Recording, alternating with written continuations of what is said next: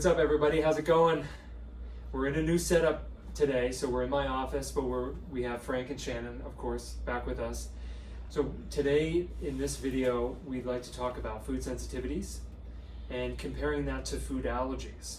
So some people might not know that there's a difference between those two things, but really there is when you really drill down to it. So a food allergy would be something that produces IgE, E is an echo, IgE antibodies, and that kind of sensitivity is something that would produce anaphylaxis. So an anaphylactic reaction is going to be a reaction where your body goes into shock. You have your immune cells start releasing cytokines. Cytokines are like chemical messengers that increase inflammation in the body. It's pretty much your immune system just going into overdrive, and people will experience difficulty breathing. Their throat's going to close up. Their chest might get tight. How do you treat that? They might swell. Yeah, I mean epinephrine, diphenhydramine, Benadryl, is like a Benadryl. Yeah. Okay, if it's not super severe. Yeah, usually you could go with a diphenhydramine Benadryl initially, like an IM injection, and then if it's really severe, yeah, you go for epinephrine, something which is an adrenal hormone, which would be the strongest, and you call the ambulance when that happens. So that's an emergency room. Yeah. So you don't really want to mess with that too much. So that's a kind of reaction where if you were to eat shellfish and you're allergic to shellfish and your lips get big and your throat closes up, that's that IgE antibody reaction. The food sensitivities is a different kind of reaction. So usually it's more of a low inflammation, low grade chronic inflammation that's occurring in the gut. So it's less noticeable. It's a little bit more occult, I could say. So it's kind of harder to figure out if you have it. But when people have food sensitivities, sometimes it happens where you get bloated after certain foods, or you get heartburn when eating certain foods, or you get gassy. Your poop can get maybe stringy or more mucousy, or you have regular poop, but then you start getting diarrhea for some reason after certain foods. So your body will give you different cues that it's inflamed. And usually certain foods or certain food families will be the cause of that. Is poop same as shit? Same as shit. But we might have some kids. We might have some younger kids on here.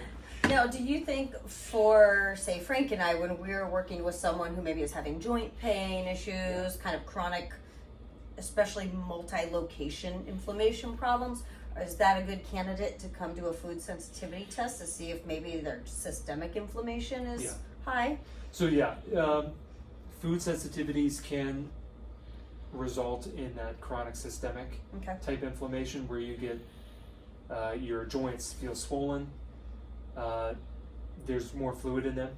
They feel like there's more fluid. That could be just more joint fluid.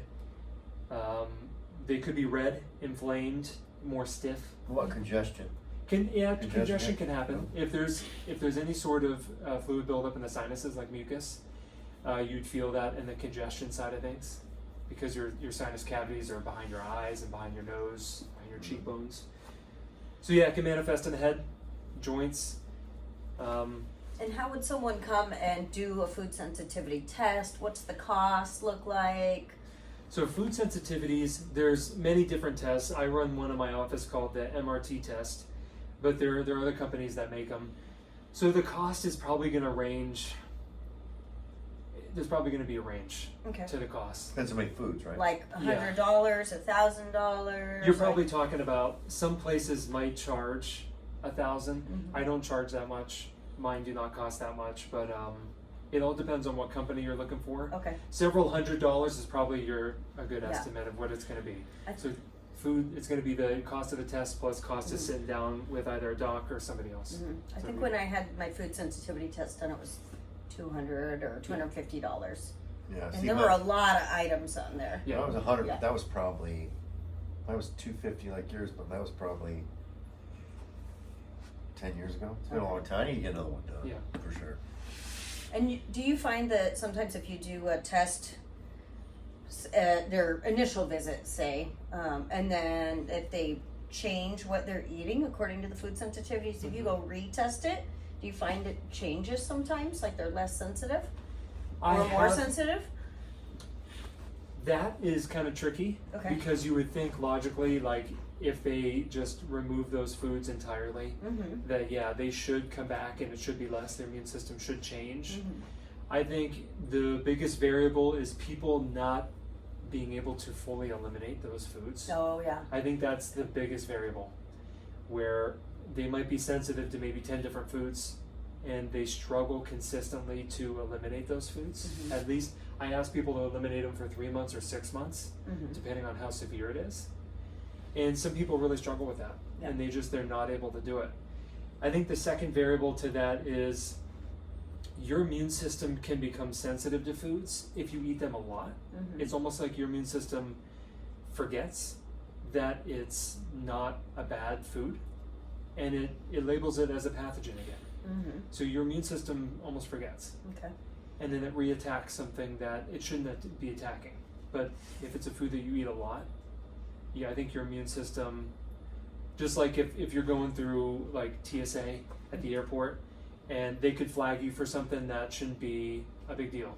But if you go through TSA a lot, maybe they, so it's something, it's kind of like that. Okay. It can change after a while what you're sensitive to too. As you get older, your body will change, right? Your body will change. Your immune system is going to change like once every 7 years. Your allergies can change. So you can find that maybe when you're younger you were allergic to some environmental grasses or something, but as you get older those things go away. So yeah, your immune system changes and what it reacts to. Okay. What about, have you done a test before? Yeah, it's been a while. Yeah. Probably 8-10 years probably. And what happened when you actually did it? Well, I was gluten sensitive, and I wasn't much casein protein sensitive, and dairy a little sensitive, mint sensitive. It's a good thing peanut butter went on there. Peanut butter was no sensitivity whatsoever. If it was, I don't care. I eat with Benadryl. So, with Benadryl, I eat with Benadryl. You're good. So yeah, no, they were good. I found it definitely helped with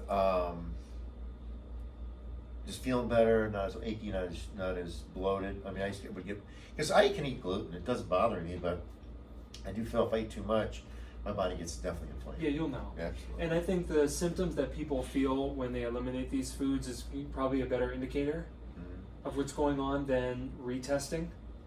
I just haven't seen great results when I've retested. Okay. Sometimes people can be sensitive to entirely different foods when I've retested. So how they feel is more important to me.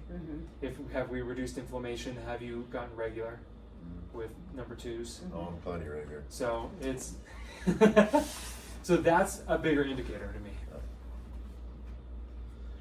Okay. Cool. All right. If you like this kind of content, be sure to like and subscribe to the channel and catch us on the next one. Or Doc.